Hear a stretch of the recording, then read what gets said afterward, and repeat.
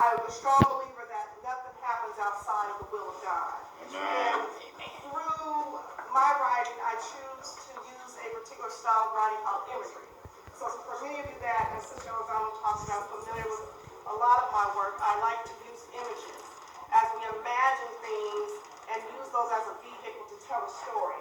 So this particular book, the project that I have been working on for the past 4 or 5 years, deals a lot with imagery. And the project seeks to deliver hope and awareness through our faith in God that we can get through anything. We can get through all things. I want you to just briefly listen to some examples of imagery through poems. These particular poems that I'm going to read to you these are not my work. It's not from this particular book.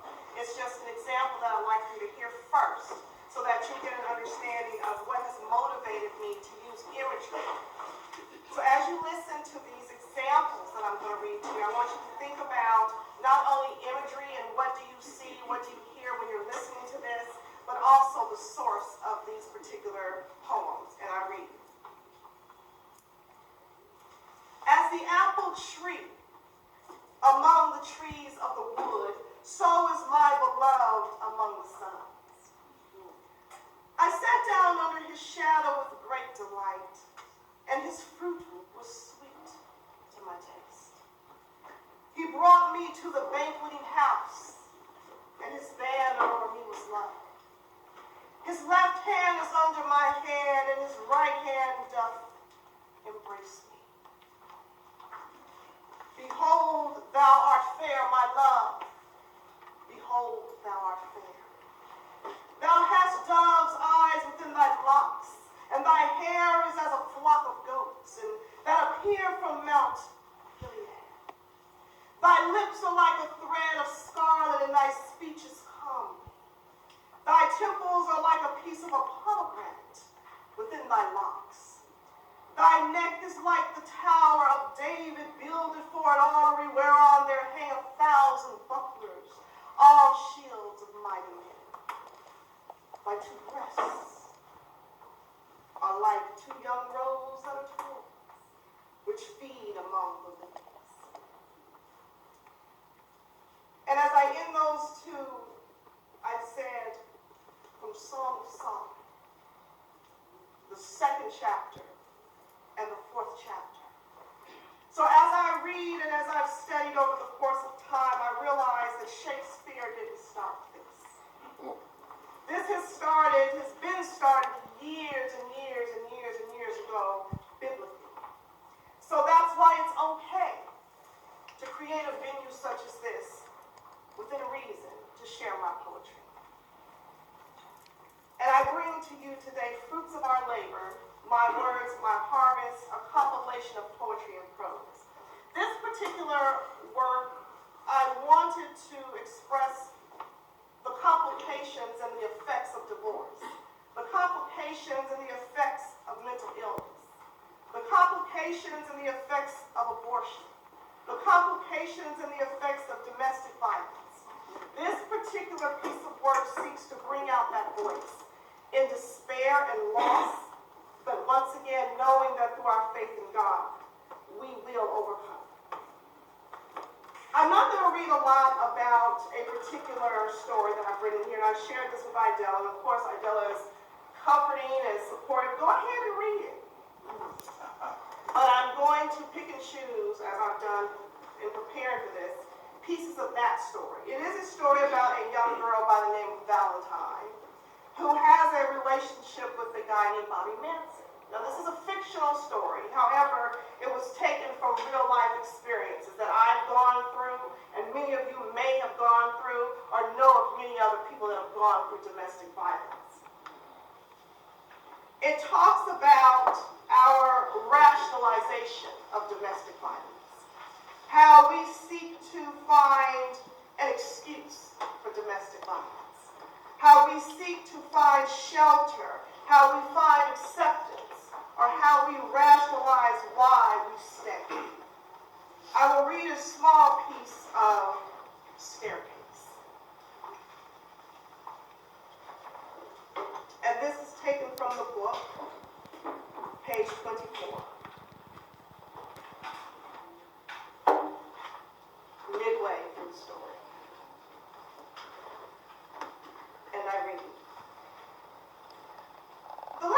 times Bobby did this to me. The wall was the culprit in my injuries. Before that, it was the bathroom shower door. But none of those times did I believe. It was something about this staircase. You know, why did it make me believe? I need to stop this before Bobby really hurt me. The perfect thing I thought would be to destroy the very thing that was destroying me and Bobby right now, which is this staircase. You know, I jumped from the bed, ran out the room to the top of the staircase, and all of a sudden I had this burst of energy to do something to this staircase that was causing problems in my relationship.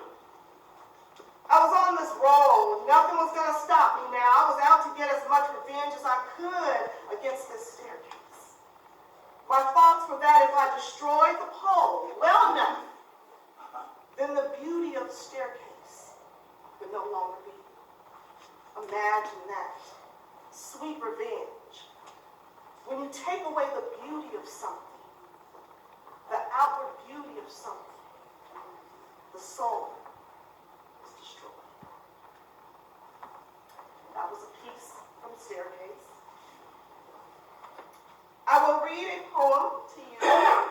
This poem was dedicated to my Black women. The beauty that we exude, regardless of what we look like on the outside, what our skin hue is, what our body shape is. Oftentimes we tell ourselves, we tell our girlfriends, we tell our kids, we can't wear everything.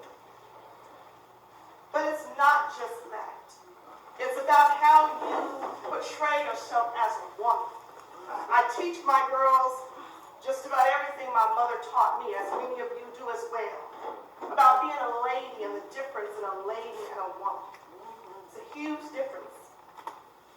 This poem is titled, For All of You Women, Black Woman. And I read, and isn't our skin tone such rich and vibrant shades of gold, copper, and brass, like the metals of earth? Is it our soulful voice, charismatic and sultry like the bass horn playing the blues? Is it our hips and thighs, exuding a vivacious, hypnotic walk like the fierce lioness, sensual predator? Is it our hair, texture of such versatility to create the most exotic and creative looks, like the chameleon as it transforms itself, breathtaking? All of nature, all of the motherland emerges the Black woman. And the last poem that I will share with you today, in imagery.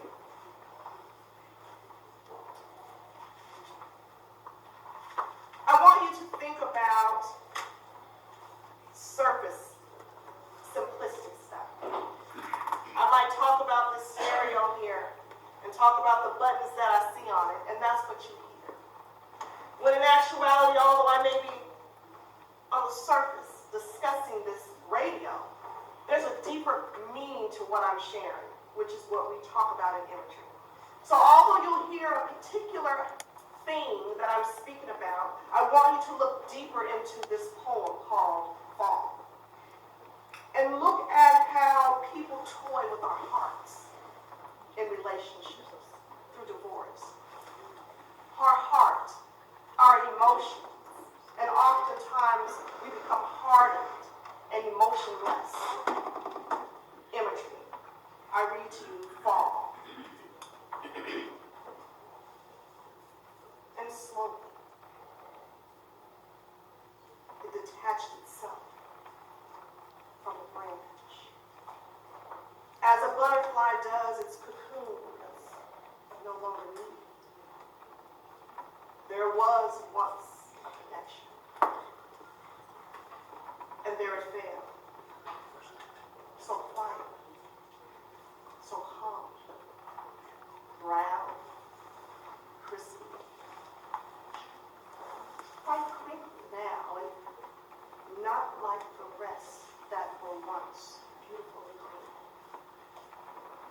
time to wither away now.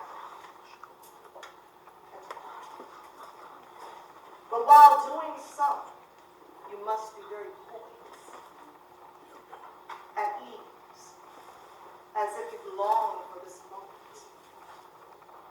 You will gracefully stroke the cool, crisp wind as you succumb peacefully to the ground. There we lie, hopeless, no more life, lifeless now. But at last, there's no more waiting to be crushed by the footsteps of life's wanderers. Thank you.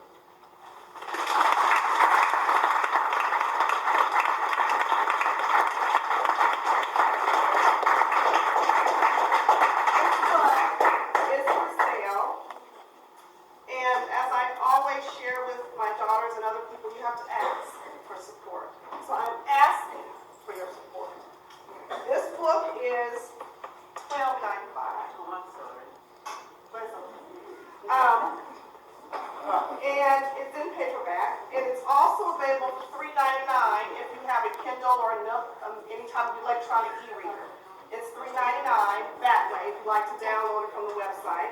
It's also available 16th and Broadway. There's a bookstore titled Broadway Books, if anybody's familiar with that. It's over by Lloyd Center. It is on the shelves there.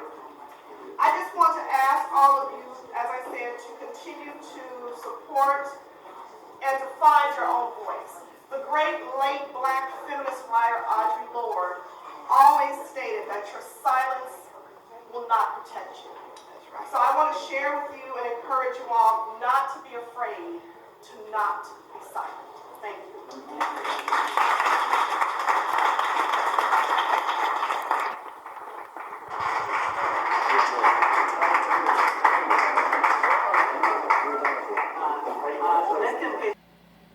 Thank you for joining me here at my Monday Night Poetry.